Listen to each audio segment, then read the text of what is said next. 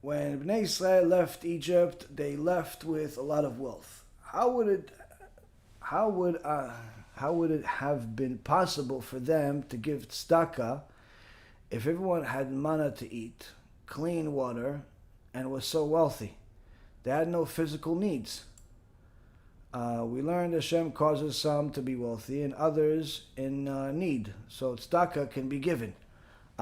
So the Chachamim say that it was all relative, meaning some people became filthy rich, like Korach had as much money as all of Am Yisrael put together. So, which means that in comparison to him, a millionaire was an employee, a poor person. When a person is infatuated with money, then they'll never have enough money. And people that I'm sure you've at least heard of certain people that collect welfare checks from the government, but they're millionaires. They have 2, 3, 4 houses, but they collect welfare checks. They cheat on different types of things. They tell the schools that they send their kids to that they're barely making ends meet, even though they're driving a brand new car.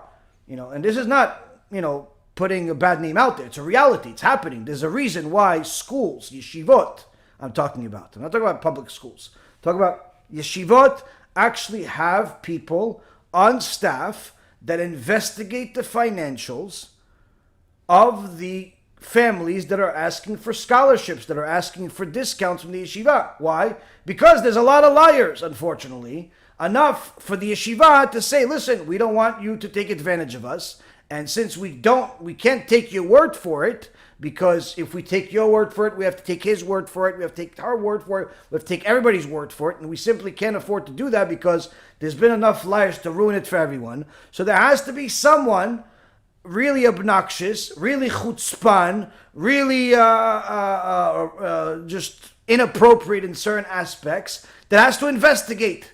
How much money do you really have? Because you said on the application you're making $150,000 and your wife is making $50,000 or vice versa, and you have 3 kids, and instead of paying $40,000-$50,000 for tuition, you can only afford $10,000. Well, can you show us financials? Can you show us your bank check? Can you show your bank statement? Can you show us your paycheck? Can you show us your tax return? Why? Why are they asking for that? What do you think? They have nothing to do with their life? No, they're checking if you're a liar. Tachlis. They're checking if you are a liar. Why would you lie? You're making a lot of money. Why wouldn't you be generous? It's for Jewish education. Because people like money. People like money. So for them, the guy that's making $300,000, $400,000, $500,000, $600,000 a year, $1 million a year, he still doesn't want to pay $100,000 a year for Jewish education. Why? He'd rather spend it on Bitcoin. He'd rather spend it on movies. He'd rather spend it on buying another property or something in some bad neighborhood and turning it around and make it into a good property. He'd rather do something else with the money. So it's unfortunately a lack of emunah, a lack of yirat shamayim, and an obsession with money.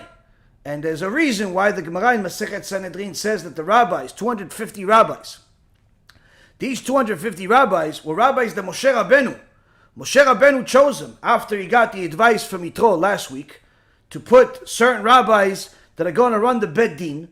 Moshe Rabbeinu picked these rabbis. Those very same rabbis had a lot of money, like all of Am Yisrael had a lot of money. They got some money from the Egyptians. They got some money from Yosef HaTzadik that they found the cave, all the money from there. They got some money from the Egyptians again after the Yam Suf. They got money in 3 different ways. They were all rich. But because they were all looking at Korach, that was a multi-billionaire, in their own eyes, they were all poor. So they went to Korach. Tzedakah, tzedakah, tzedakah, tzedakah, tzedakah. And guess what? Korach says, how much you want? $1 million? Here you go. How much you want? $10 million? Okay. How much you want? You have a meat campaign? $5 million? Okay, I'll be the $5 million on that side and $5 million on that side. How much you want? How much you want? How much you want? And before you know it, everybody got stuck from Korach. Sounds good, right? Generous. Yeah, but Korach also became Gdolador in their eyes. Why? because Ba'al HaMe'ah is a Ba'al HaDe'ah. The one that's a owner of the 100 is also the owner of the opinion. So before you know it, the Gemara says that Korach became Gdol Hador in their eyes, became the biggest rabbi in the world, always right. Why? He had the money. So when he eventually decided to go against Moshe Rabbeinu, all of those same rabbis that Moshe Rabbeinu put in place went against Moshe Rabbeinu. Why? Money. Money, guys. That's the Tikkun. Were they poor? No. But in their eyes they were. In their eyes they were. And unfortunately, this is a very common thing in the world today. I'm surprised anybody's even thinking twice about this. There are many rich people that feel poor. In fact, this is also in the Gemara, Masechet Sukkah, that the person that has 100 wants 200. Person that has 200 wants 400. Person that has 400 wants 800. Meaning the more money a person has, if he has an obsession with money, he's always going to feel like he's missing more. Meaning if he has $1 million, he actually feels like he is missing less than the guy that has 50 million. Because the guy that has 50 million thinks he's missing 50 million. Because he wants always more than what he has. And that's a reality. That's unfortunately a reality. Or if kesef lo yizba kesef. A person that loves money will never have enough money. And a person that loves money will not even die with half of what he desired.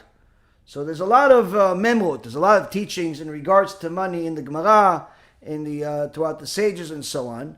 And unfortunately, this is not because everybody's poor. It's because everybody has or many people had the wrong ideology, the wrong understanding of the purpose of money.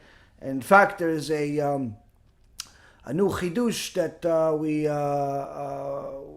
we discussed with somebody yesterday that we'll publicize as a short shiur that talks about the whole concept of money, whether you should pray for a lot of money or not. Maybe we'll publicize it tomorrow, B'ezrat Hashem. But either way, it's not a matter of people giving tzedakah to people that were needy in reality, but people that believed they were needy. People that believed they were needy.